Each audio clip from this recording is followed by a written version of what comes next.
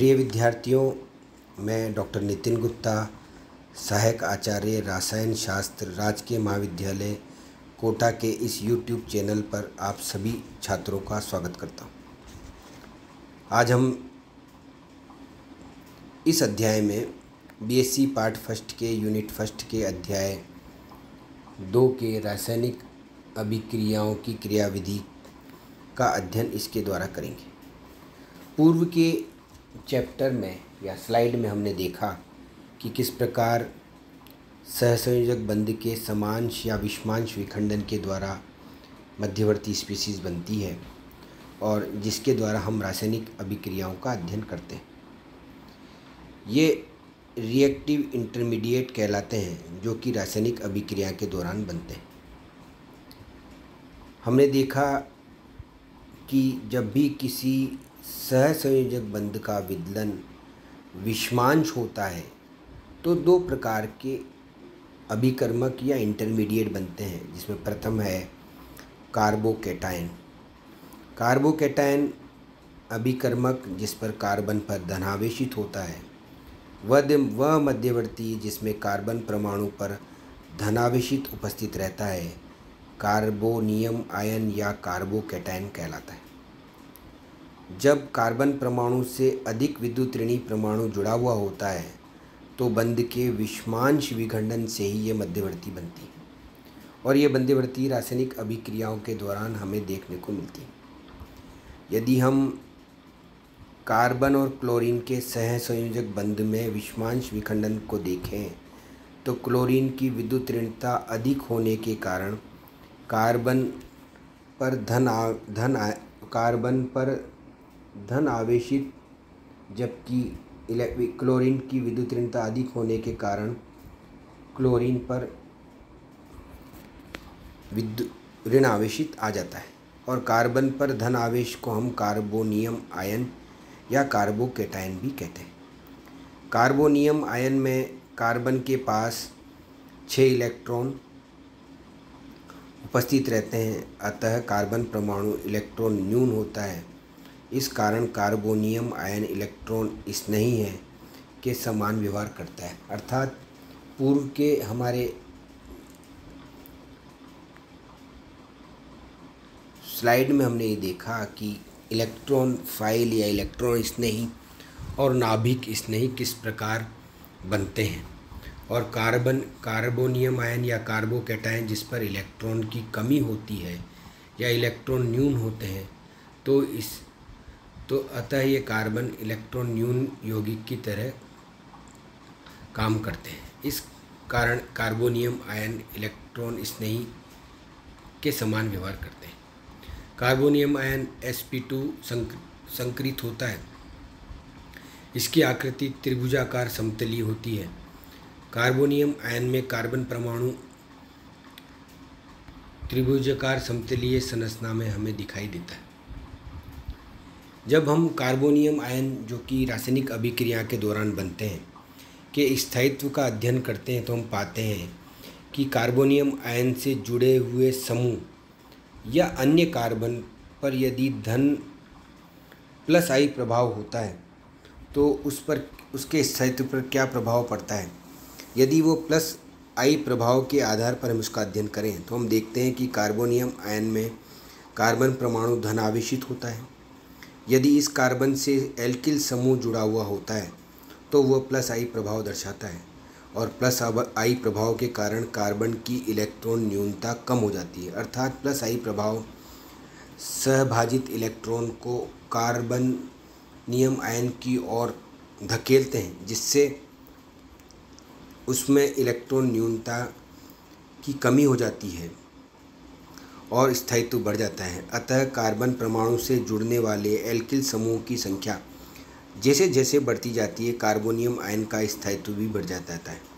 इस प्रकार हम देखते हैं कि CH3+ RCH3+ या 1 डिग्री कार्बोनियम आयन या RRCH+ 2 डिग्री कार्बोनियम आयन या RRRC+ 3 डिग्री कार्बोनियम आयन के स्थायित्व का हम अध्ययन करें तो हम पाते हैं कि जो 3 डिग्री कार्बोनियम आयन है उसमें +I प्रभाव अधिक होने के कारण उसका स्थायित्व अधिक होता है और उसकी क्रियाशीलता उतनी ही कम हो जाती है। इसी प्रकार यदि हम कार्बोनियम आयन के स्थायित्व को देखें जो कि रासायनिक अभिक्रियाओं के दौरान बनते हैं, जब भी हम कार्बोनियम आयन के स्थायित्व को देखेंगे तो सर्वप्रथम प्लस आई प्रभाव को देखेंगे। उसके पश्चात अनुनाद के आधार पर भी हम कार्बोनियम आयन के स्थायित्व को देखते हैं। यदि कोई कार्बोनियम आयन अनुनाद प्रदर्शित करता है तो उसका स्थायित्व तृतीयक कार्बोनियम आयन से भी अधिक हो जाता है, और जैसे जैसे अनुनादी संरचनाओं की संख्या बढ़ती जाती है कार्बोनियम आयन का स्थायित्व बढ़ता जाता है। एलिल कार्बोनियम आयन का जब हम अध्ययन करते हैं तो हम पाते हैं कि CH2 double bond CH single bond CH2 plus ion या एलिल कार्बोनियम आयन में डबल बॉन्ड के साथ अनुनाद प्रदर्शित करता है, और इस प्रकार इसमें दो अनुनादी संरचनाएं होती हैं। अतः यह 3 डिग्री कार्बोनियम आयन से भी अधिक स्थायी हो जाता है। यदि बेंजिल कार्बोनियम आयन की बात करें जिसमें एक बेंजीन रिंग के साथ कार्बन परमाणु सीधा जुड़ा हो और उस पर धन आवेश हो, तो वो बेंजीन रिंग में उपस्थित इलेक्ट्रॉन चक्र के साथ अनुनाद प्रदर्शित करता है और ये धन आयन बेंजीन रिंग पर शिफ्ट हो जाता है। इस प्रकार भिन्न भिन्न संरचनाएं प्राप्त होती हैं जिस पर बेंजीन रिंग पर धन आवेशित उपस्थित हो जाता है, और अनुनादी संरचनाओं की संख्या यदि अधिक होती है तो उनका स्थायित्व और अधिक हो जाता है। इस प्रकार हम देखते हैं कि 3 डिग्री कार्बोनियम आयन से एलिल कार्बोनियम आयन ज़्यादा स्थायी होता है, एलिल कार्बोनियम आयन से बेंजिल कार्बोनियम आयन ज़्यादा स्थायी होता है, और उससे भी अधिक बाईफेनिल मेथिल कार्बोनियम आयन ज़्यादा स्थायी होता है, और ट्राइफेनिल मेथिल कार्बोनियम आयन सर्वाधिक स्थायी होता है। अर्थात प्लस आई इफेक्ट और अनुनाद के द्वारा हम कार्बोनियम आयन के स्थायित्व को प्रदर्शित करते हैं। दूसरा जो हमारे पास मध्यवर्ती या रासायनिक अभिक्रिया के दौरान जो स्पीशीज़ बनती है वो है एलिल मुक्त मूलक, जिसका अध्ययन हम हमारे पूर्व के लेसन में या पूर्व की जो हमारी रासायनिक अभिक्रिया की जो प्रथम स्लाइड है उसमें कर चुके हैं। कार्बनिक मुक्त मूलक वह मध्यवर्ती जिसमें कार्बन परमाणुओं के पास एक असाजित इलेक्ट्रॉन उपस्थित रहता है, एल्किल मुक्त मूलक कहलाता है। इसमें कार्बन परमाणुओं के पास 7 संयोजी इलेक्ट्रॉन उपस्थित रहते हैं, अतः कार्बन परमाणु का अष्टक पूरा नहीं होता, और इस कारण एल्किल मुक्त मूलक इलेक्ट्रॉन स्नेही के समान व्यवहार करता है, अर्थात इसको भी इलेक्ट्रॉनों की आवश्यकता होती है ताकि ये स्थायित्व प्राप्त कर सके। बंध के विषमांश विखंडन से हमें कार्बन धनायन और कार्बन ऋणायन प्राप्त होते हैं, जबकि यदि समांश विखंडन करें तो हमें मुक्त मूलक प्राप्त होते हैं। अर्थात कार्बन हाइड्रोजन परमाणु में यदि दोनों की विद्युत ऋणता लगभग बराबर मान ली जाए तो समांश विखंडन के द्वारा एक इलेक्ट्रॉन कार्बन पर और एक इलेक्ट्रॉन हाइड्रोजन परमाणु पर आता है, और इस प्रकार कार्बन मुक्त मूलक का निर्माण होता है। इसकी संरचना का हम अध्ययन करें तो हम पाते हैं कि एल्किल मुक्त मूलक में कार्बन परमाणु sp2 संकरित होता है और इसमें pz कक्षक पर एक इलेक्ट्रॉन पाया जाता है,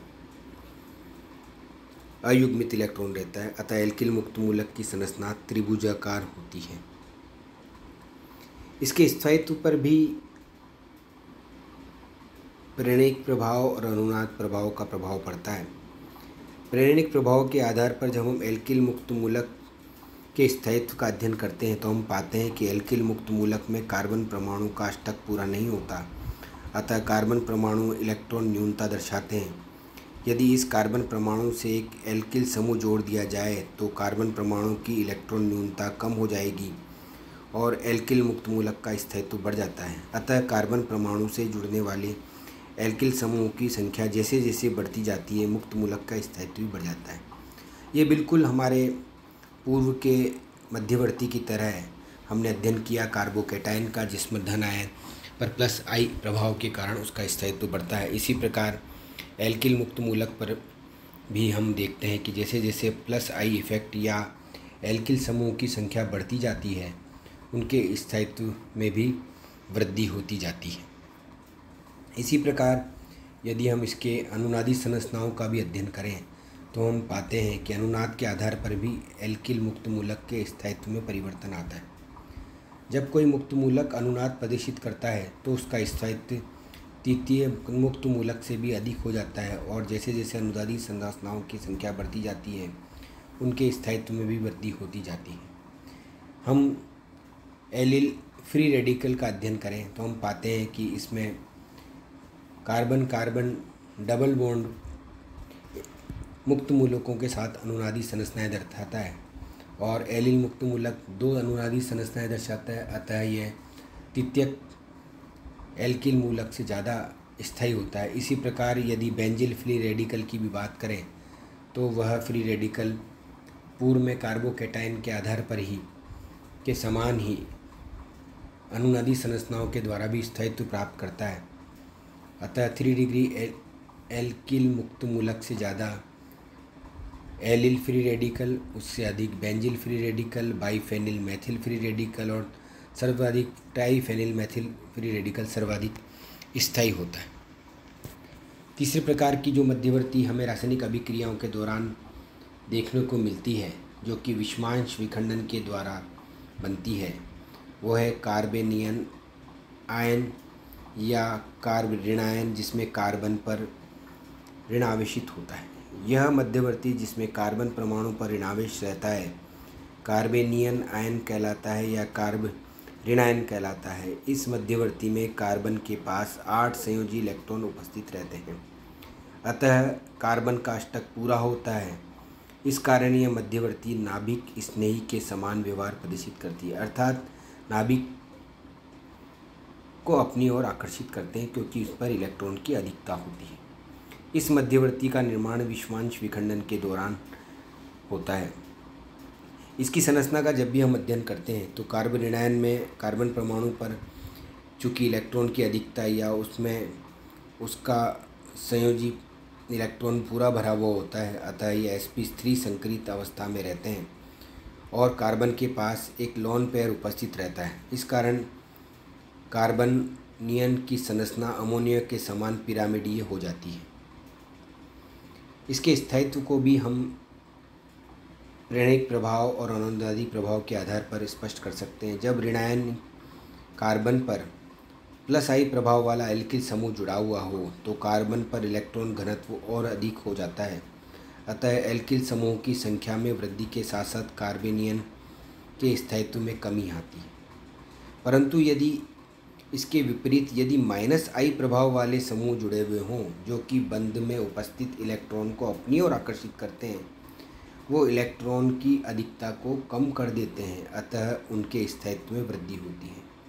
इस प्रकार हम देखते हैं कि यदि हम मैथिल ऋणायन, उसके पश्चात 1 डिग्री कार्बन ऋणायन या 2 डिग्री कार्बन ऋणायन या 3 डिग्री कार्बन ऋणायन के स्थायित्व का अध्ययन करें तो सर्वाधिक स्थायित्व CH3 कार्बन ऋणायन, फिर 1 डिग्री कार्बन ऋणायन, फिर 2 डिग्री कार्बन ऋणायन, सबसे कम स्थायित्व वाला है 3 डिग्री कार्बन ऋणायन। इसके विपरीत यदि हम कार्बन पर माइनस आई समूह वाला कोई यौगिक जोड़ दें तो माइनस आई समूह कार्बन पर उपस्थित ऋणायन के इलेक्ट्रॉन को अपनी ओर आकर्षित करेगा, अर्थात उसका स्थायित्व बढ़ा देता है। जैसे जैसे माइनस आई समूह की संख्या बढ़ती जाती है उनका स्थायित्व भी अधिक हो जाता है। इस प्रकार हम देखते हैं कि CH3 माइनस ऋणायन CH2Cl ऋणायन की तुलना में कम स्थायी होता है। इस प्रकार हम उसके माइनस प्लस आई और माइनस आई परमाणुओं को जोड़कर कार्बन ऋणायन के स्थायित्व की व्याख्या कर सकते हैं। अनुनाद के आधार पर भी जब कार्बन ऋणायन अनुनाद प्रदर्शित करता है तो उसका स्थायित्व बढ़ जाता है, और जैसे जैसे अनुनादी संरचनाओं की संख्या बढ़ती जाती है उनके स्थायित्व में वृद्धि होती जाती है। अर्थात यदि हम एलिल कार्बन ऋणायन को देखें तो उसमें डबल बॉन्ड के साथ एलिल ऋणायन या कार्बन ऋणायन पर अनुनाद पाया जाता है और 2 अनुनादी संरचनाएं बनती हैं, अतः उनका स्थायित्व अधिक होता है। इसी प्रकार बेंजीन या बेंजिल ऋणायन की बात करें तो वो भी अधिक अनुनादी संरचनाओं के कारण अन्य स्पीशीज़ की तुलना में अधिक स्थायी होता है। इस प्रकार RCH2- या CH2- जो कि सब सर्वाधिक स्थायित्व है, उससे ज़्यादा CH2 डबल बॉन्ड या एलिल कार्बन ऋणायन, उससे अधिक बेंजिल कार्बन ऋणायन या बाइफेनिल मेथिल कार्बन ऋणायन, और सर्वाधिक ट्राइफेनिल मेथिल कार्बन ऋणायन सर्वाधिक स्थायी होता है। इन इंटरमीडिएट की स्थायित्व को हमने देखा कि आइडेंटिटी इफेक्ट या प्रेरणिक प्रभाव के द्वारा, रेजोनेंस के द्वारा, हम हमारे इसी अध्याय में हाइपर कॉन्जुगेशन और इलेक्ट्रोमेरिक प्रभाव के आधार पर भी हम उसके स्थायित्व की व्याख्या करेंगे। जैसे जैसे किसी कार्बनिक चेन या श्रृंखला में +I प्रभाव की दूरी बढ़ती जाती है तो उससे I प्रभाव भी कम होता जाता है। इस प्रकार हम देखते हैं कि I या इलेक्ट्रॉन डोनेटिक ग्रुप सब सर्वाधिक +I प्रभाव वाला CH2-, फिर NH-, O-, COO-, फिर 3 डिग्री कार्बन आयन, फिर 2 डिग्री कार्बन आयन, फिर एथिल समूह, फिर हाइड्रोजन के समस्थानिक से जुड़ा हुआ टर्सरी ड्यूटेरियम या टाइटेनियम, फिर सबसे अंतिम CH3। और इसी प्रकार यदि हम -I की बात करें तो NF3+, NR+, NH3+, NO2, cyanide, COOH, CHO, इस प्रकार के समूह यदि जुड़े हुए हों तो वो +I इफेक्ट प्रदर्शित करते हैं। स्टेबिलिटी ऑफ कार्बन ऋणायन, जब भी हम हमारे इस अध्याय का अध्ययन करेंगे तो हमें प्रश्न के दौरान हमें कार्बोकैटायन के स्थायित्व के बारे में हमसे प्रश्न पूछे जाएंगे और हमें उसका अध्ययन आवश्यक है। पहला, कार्बोकैटायन की स्टेबिलिटी का पहला नियम यह है कि यदि विद्युत ऋणता कार्बोकैटायन्स की अधिक है या किसी अधिक कार्बोकैटायन से जुड़ा हुआ कोई समूह विद्युत ऋणता वाला अधिक है तो उसकी स्टेबिलिटी कम होती है। दूसरा नियम यह है कि यदि इलेक्ट्रोनेगेटिविटी दोनों की बराबर है तो 3 डिग्री की अधिक होगा स्टेबिलिटी 2 से 1 से। तीसरा नियम यह कहता है कि यदि 1 और 2 नियम दोनों ही फेल हो जाएं तो कार्बोकैटायन में +I इफेक्ट के माध्यम से हम उसका स्टेबिलिटी निकाल सकते हैं। और उसमें भी हम देखेंगे कि DNP के माध्यम से, यानी डिस्टेंस जिसकी सबसे ज़्यादा होगी वो सब सर्वाधिक, फिर नंबर ऑफ़ I ग्रुप्स, फिर उसके बाद पावर उसके प्रकार की होती है। इस प्रकार ये भिन्न भिन्न जो हमारे सामने क्वेश्चन दिए हैं उसमें हम कार्बन आयन की स्टेबिलिटी का अध्ययन कर सकते हैं। और आप सभी विद्यार्थी इन एग्जाम्पल का अध्ययन करें और आप देखें कि किस प्रकार कार्बोकैटायन या कार्बन ऋणायन या मुक्त मूलकों के स्थायित्व का कैसे निकाला जाता है, जो कि हमारे लिए आवश्यक है।